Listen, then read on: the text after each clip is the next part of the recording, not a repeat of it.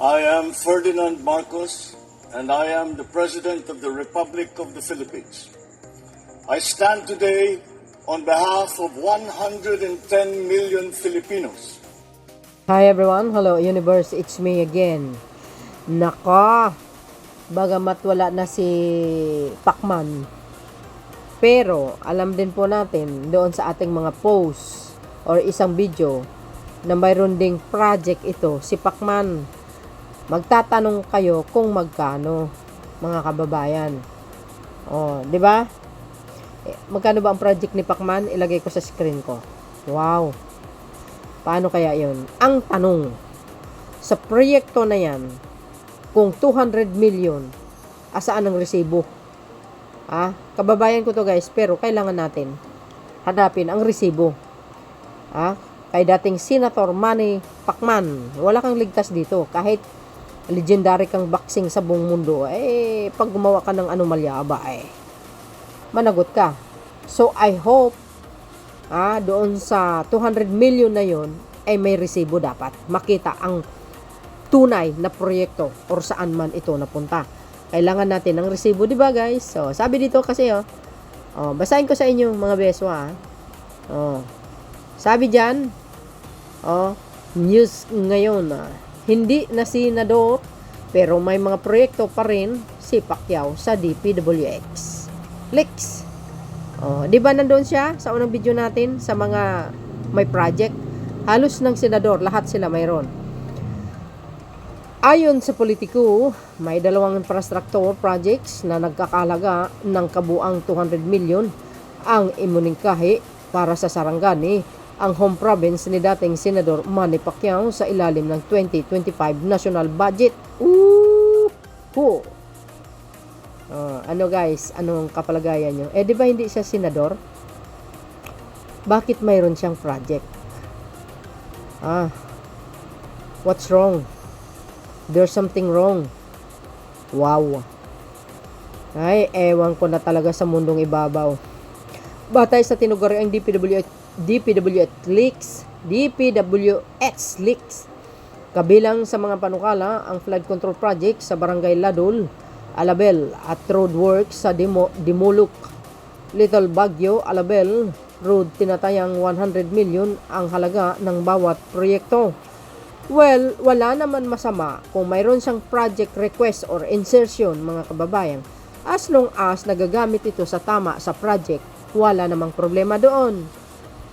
Ang may problema dito kung yung project ay substandard, tapos may kickback, may commission, paktay ka, red flag, agay.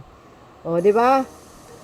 Tuloy. Sabi po dito mga kababayan, nauna nang inuulat ng Bilyonaryo News Channel na may mga dalawang proyekto inuugnay kay Pacquiao sa 2025 budget, ngunit hindi pa ito tinukoy noon ang halaga. Agay! Ano ba yan? Hindi ka na senador, pero may project ka. Ano ang nangyari sa mundo? Anong nangyari sa Pilipinas? Anong nangyari sa DPWH? Ay nako, talaga naman. Ako nagpupuyat guys para magkaroon ng para makabayad ng tax. Pero wag naman, 'di ba? Hindi naman ako nanunumbat, pero ang akin lang ginagamit dapat sa tama. Sabi dito mga kababayan, tuloy, si Pacquiao, isang dating world boxing champion na naging mambabatas, ay hindi na senador nang buuin ang 2025 budget natapos ang kanyang termino noong 2022 matapos ang bigong pagtakbo sa pagkapangulo, at namigo rin siya makabalik sa Senado sa 2025 election under sa alyansa ni Pangulong Marcos Jr. Diba mga beso Ang tanong, ito na naman po tayo, bakit po siya nagkaroon po ng 200 million sa NEP 2025 GAA? What happened? Ano ang nangyari? Bakit? Hindi naman siya nakaupo Hindi naman po siya senador, tapos na po ang termino. Pero bakit mayroon po siyang project? Yun po ang tanong na malaki. Sino ang may pakana nito, mga kababayan? Wow, grabe. Oh. 'Di ba? Maniniwala lang ako kung yung kapatid niya, pero nakalagay din dito Manny Pacquiao eh. 'Di ba? 'Di ba congressman yung kapatid niya o kaya mayor? Correct me if I'm wrong. Ayan. Sabi po dito mga kababayan, sa parihong hanay ng dokumento, lumitaw na si Education Secretary Angara ang may pinakamalaking proyekto na iugnay sa Budget 105 sinundan ni dating Senate President Francis Chis Escudero na may 34. Ayan, Joel Villanueva na may 30 at Amy Marcos na may 28. Mayroon tayong video dyan guys. Ang tanong sa mga proyekto na yan na maraming halaga, ang laking mga halaga, milyon-milyon or bilyon-bilyon, ang tanong, na-implementa ba nila? Nasaan yung mga resibo? Nasaan yung mga project? Yun ang tanong. Kung wala, ay isa lang ibig sabihin nun, ninakaw ang pera ng taong bayan. Agay! May tig 14 proyekto sina Alan Peter Cayetano at Pia Cayetano. Habang tig 11 naman kina Mark Villar at Grace Po. Ay nako. Ulitin natin, di ba? May tig 9 proyekto sina Rafi Tulfo at dating Senador Bongo. Ayan. Si Bongo 5 ang kanyang proyekto dyan, guys. Rebilla 7 kay dating Senador Kiko Pimentel. At tig 6 kina Juan Miguel Sobere at Jinggoy Estrada. Agay, dapat i-abolish na ang Senado. Kung ganito rin naman, nagpapayaman kayo, kawawang taong bayan, naghihirap, grabe kayo talaga. Nasasarap nyo talagang pagkakatusin nyo. Kung totoo ito guys ay ewan ko.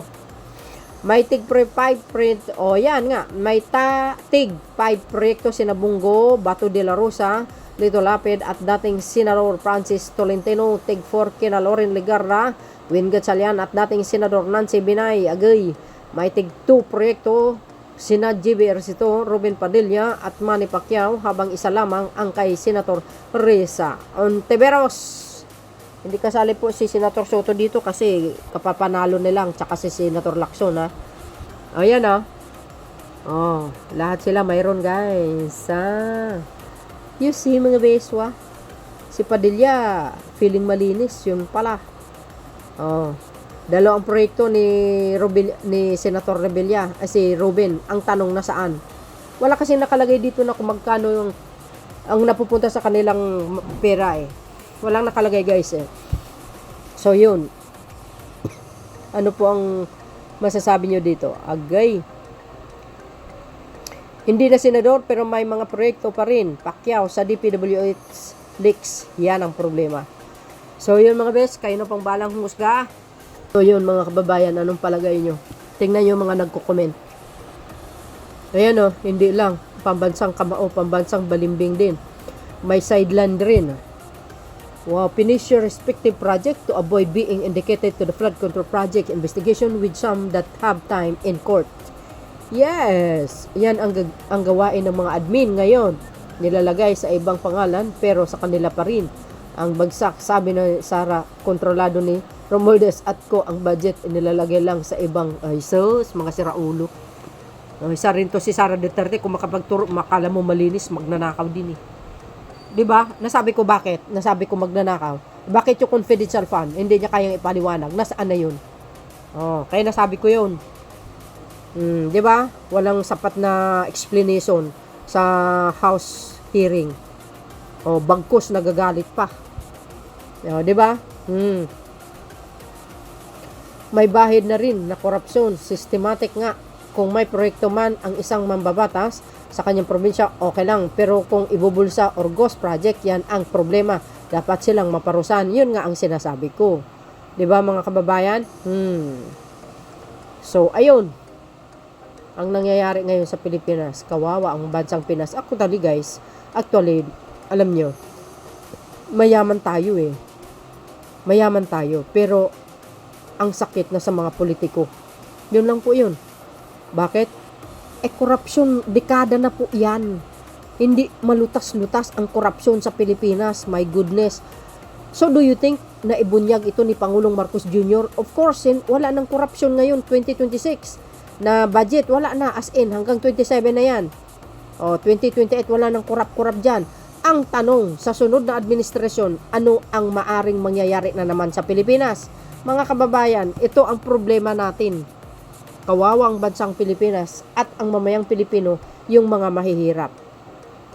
'Di ba? Kaya ang lakas loob nila tumakbo sa pagka senador o anong klaseng posisyon.